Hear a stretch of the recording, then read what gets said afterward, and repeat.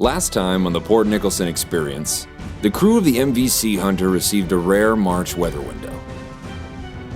After arriving at the site and positioning the ship perfectly over the wreck, they began the arduous task of launching the ROVs. As soon as the larger ROV hit the water, a series of problems began.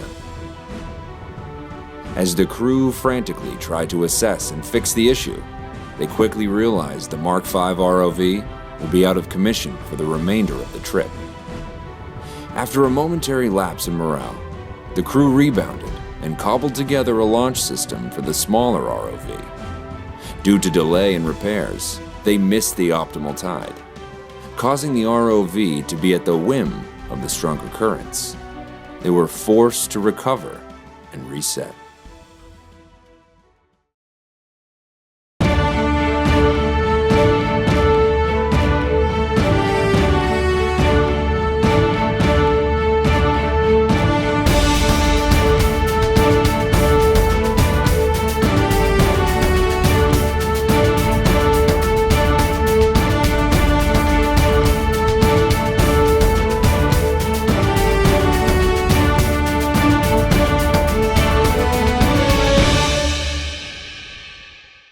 Doing the job without the Mark V as a delivery device makes it very difficult. It's not impossible, but it is extremely difficult. The video ray is so light that any current will move it around, and the thrusters aren't powerful enough to pull 300 feet of umbilical, so it's very difficult to do without the M5. While the first trip down was deemed a failure due to the incorrect tide causing the video ray ROV to be tossed around the wreck, the crew was ready to relaunch as soon as the optimal tide approached. This mission we're getting ready for could be a make or break thing. Even at optimal tide, the currents at that depth are difficult for ROV pilot Kevin to navigate through. To make matters worse, the extreme pressure has caused the normally buoyant cable to sink to the bottom and snag on pieces of the wreck and ocean floor.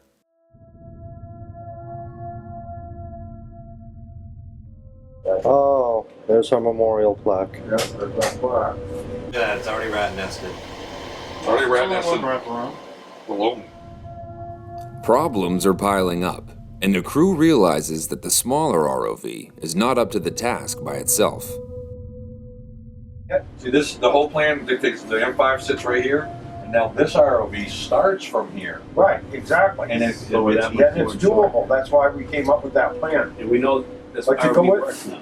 But to go from here, knowing we can't make it, I wouldn't take that risk, because then I don't want to come up with another 25 to go find another head just because we already knew it ain't gonna make it. Right. It's not worth it. No, it's not worth losing it. I agree.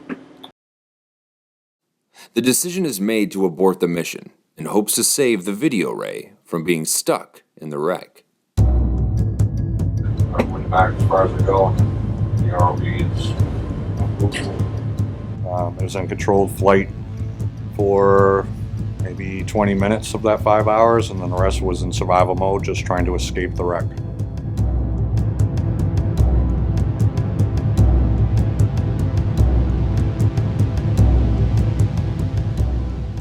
With the possibility of losing the ROV and the wreck hanging over his head, Kevin frantically fights against the current to try to untangle the hundreds of feet of tether. At a $30,000 price tag, losing the small ROV would be devastating to the project.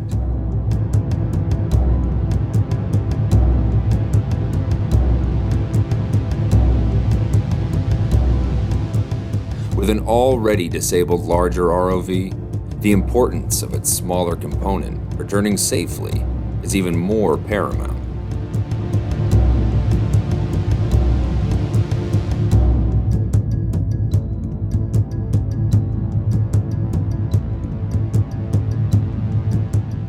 ROV's looking at stuff up and close, but you got to remember there's 1,000 feet of cord behind that ROV, and it's in with the shipwreck. That cord's going to be managed. If there's a strong current, that cord's going to go wherever it wants to go. And with a 1-inch cord, it can create quite a sail area over 1,000 feet, with current pushing on it. So that can actually overpower the ROV and drag me places, I don't have any choice in going. And that's exactly what happened with the video rig.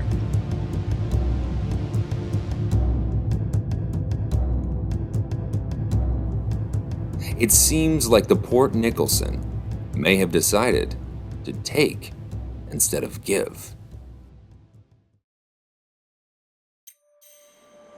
After roughly 3 hours of trying to free the ROV's tether from the wreck, Kevin follows the cable to a lower part of the ship previously unexplored.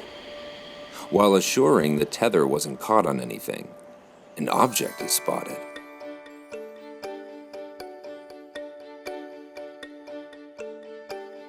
We made up this launch system. We sent it down, and Kevin got inside the wreck, and he was poking around in there, and he got hopelessly tangled. And Greg, the owner, was very concerned. He was pissed off. He was mad. And we're in the galley. It's about, I don't even know what time it was. It was probably 12:30, 1 o'clock in the morning, and things were pretty heated. Greg was like madder than I've ever seen him.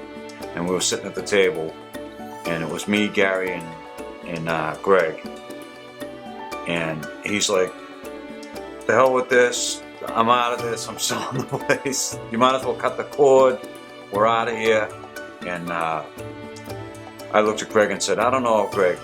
Kevin's pretty good. He really likes that toy. I don't think he's going to leave it in there." And Gary said, "Yeah, Greg, you got to have a little faith. You got to think positive." And he's like, he was done. And like 30 seconds after that, the ROV pilot comes on the radio and he says, "Joe, are you still awake?" And I said, Yep, standing by." And he goes, "I got what looks like a strong box and some gold ingots here. Would you like to come out? Please take a look at this." And Greg looked up at me from the table and went, "Go see if he did." And I said, "Okay." And I ran out to the Conex box and I went inside and I grabbed my mic and said, "He's not shitting." And Greg was at my shoulder in 6 seconds. We timed it because we have it all recorded. He made it from the galley to inside the Conex box in 6 seconds. And it went from we were all going home and getting fired to absolute amazing. Look at that. Wow, what is that? So that was pretty cool.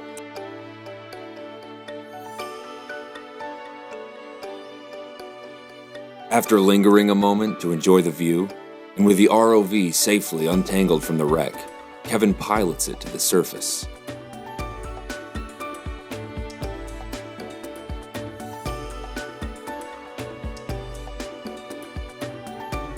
The team's passions are renewed as they are reminded of why they do this.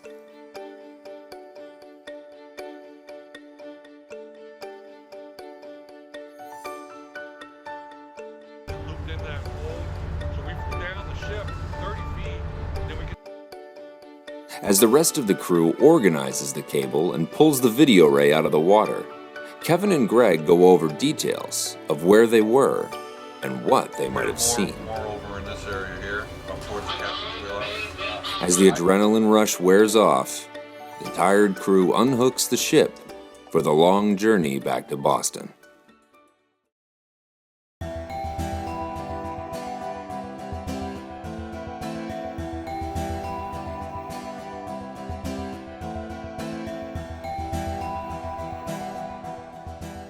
As the sun rises, Boston Harbor sits on the horizon.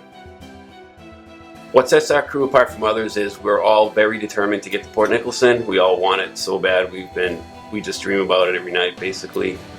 This is the crew to do it. I think we are going to do it. We're capable of doing it as long as we can get out there and the weather holds. After the events of the previous night, the crew's belief in the project has been reaffirmed. Most of us are from Maine and we're determined. What we set out to do, we do. And we do with half of what anybody else would do it with, you know. So, Mainers are tough. We do what we need to do with what we have. They still know there is much work in their future if they are going to recover the vast wealth of the Port Nicholson.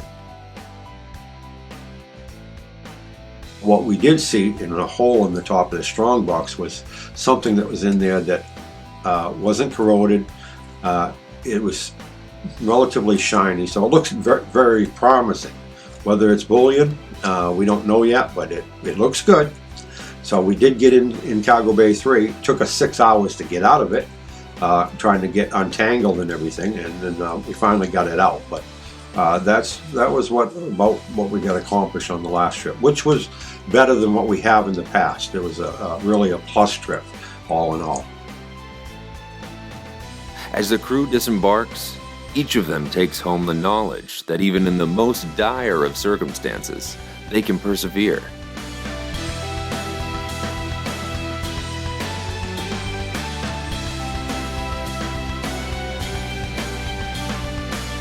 While a lot of questions loom on the horizon, Greg Brooks and his team know that they do not lack the determination required to complete the project.